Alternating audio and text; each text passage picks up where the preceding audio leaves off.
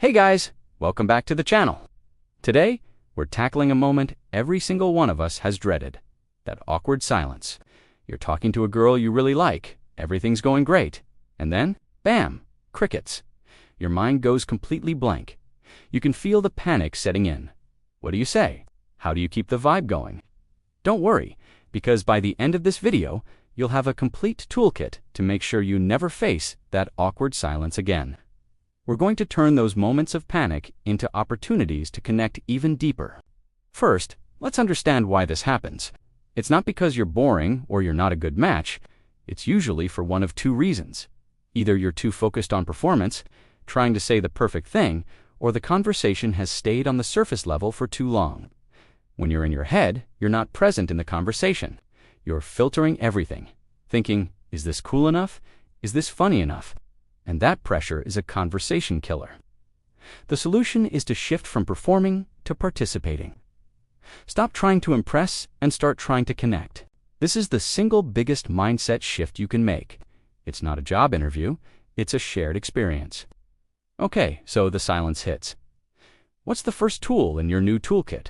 It's called situational observation. It asks the simplest and most effective way to restart a conversation, because it's grounded in the present moment. You read both sharing instead of trying to pull a random topic out of thin air. Just look around you. Are you at a coffee shop with interesting art on the wall? Comment on it. You know, I've been here a dozen times, and I've never actually looked at this painting. What do you think it's about? Is there a unique song playing? I really like this song. It has such a chill vibe. What kind of music are you into lately? You can even comment on something as simple as the food or drinks you're having. This is honestly the best latte I've had all week. Are you a big coffee person or more of a tea fan? This works because it's natural, it's shared, and it immediately pulls both of you back into the present moment together. It's low pressure and opens the door for her to share an opinion or a preference. The next powerful technique is to deepen the previous thread.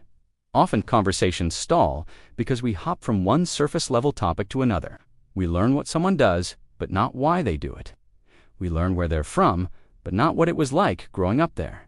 So, when you hit a lull, mentally rewind the last few minutes of conversation. Was she just talking about her job? Instead of moving on, circle back and go deeper. You could say, you mentioned earlier that you're a graphic designer. I'm curious, what was the moment you realized that's what you wanted to do? Was there a specific project or a class that sparked it for you? Or if she mentioned a trip she took, we kind of moved on from it. But I wanted to ask more about your trip to Italy. What was one thing that totally surprised you about being there? This shows you were genuinely listening and are interested in more than just the facts. You're interested in her story, her motivations, and her feelings. This is how you build a real connection. All right, let's talk about the hypothetical question game. This is one of my absolute favorites because it's fun, creative, and reveals so much about a person's personality and values.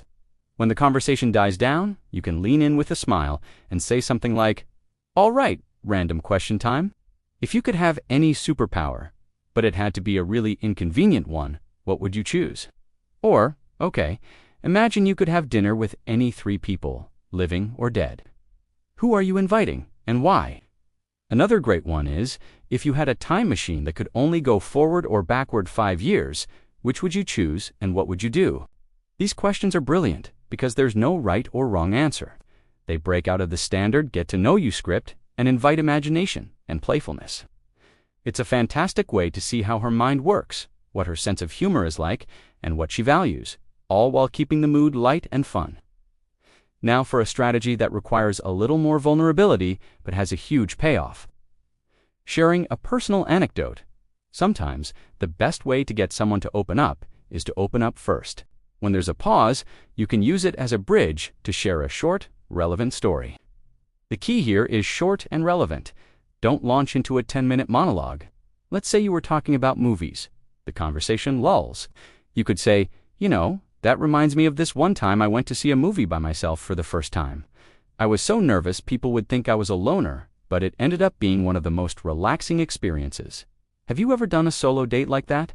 This does a few things. It makes you seem more human and relatable. It gives her a specific story to react to, and it implicitly gives her permission to share something a little more personal about herself too.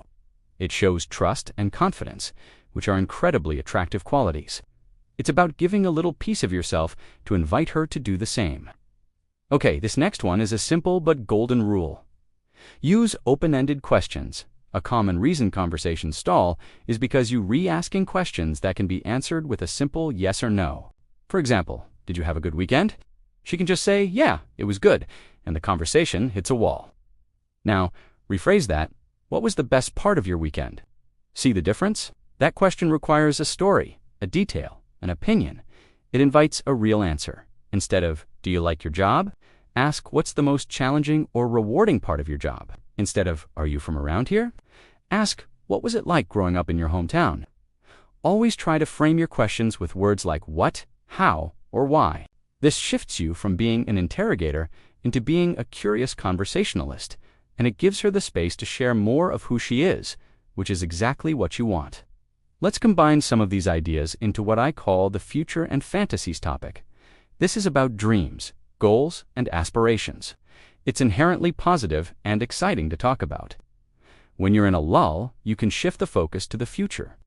Ask questions like, if you didn't have to worry about money, what would you spend your time doing? Or is there a skill you've always wanted to learn, like playing the guitar or speaking another language? You can also talk about travel. What's the #1 place on your travel bucket list right now, and what draws you to it? This isn't just small talk. You're learning about her passions, her ambitions, and what truly makes her light up. Sharing your own aspirations in return creates a powerful bond as you're both exploring the exciting possibilities of the future together. It lifts the conversation from the mundane to the meaningful. Finally, and this is crucial, learn to be comfortable with a little bit of silence. This sounds counterintuitive, but hear me out. Constantly trying to fill every single microsecond of a pause can make you seem nervous and insecure. A moment of silence isn't always awkward. Sometimes it's thoughtful. It's a natural breath in the rhythm of a good conversation. It gives both of you a moment to process what was just said. If a pause happens, don't panic. Just hold eye contact, offer a relaxed, gentle smile, and take a breath. Often, she will be the one to jump in and fill the silence. By being calm and composed, you create a comfortable space where she feels no pressure either. You're showing that you're comfortable with yourself and with her, which is the ultimate sign of confidence. It's about being present, not just talking.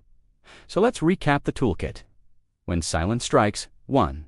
Use situational observation to ground the conversation in the present. 2. Deepen a previous thread to show you were listening and want to know more. 3. Ask a fun hypothetical question to spark creativity and laughter. 4. Share a short, relevant personal anecdote to build trust. 5. Always use open-ended questions to invite better answers. 6. Explore the future and fantasies to talk about dreams and passions. And 7. Learn to embrace the pause and not panic. Master these, and you'll transform from someone who fears the silence into someone who can navigate any conversation with ease and confidence. You'll be building genuine connections, not just filling time. Thank you so much for watching. I hope these tips give you the confidence to turn any potential awkwardness into an amazing conversation. Try one of these out next time and let me know how it goes in the comments below. If you found this helpful, do me a huge favor and hit that like button and subscribe for more content to help you build your best life. We'll see you in the next one.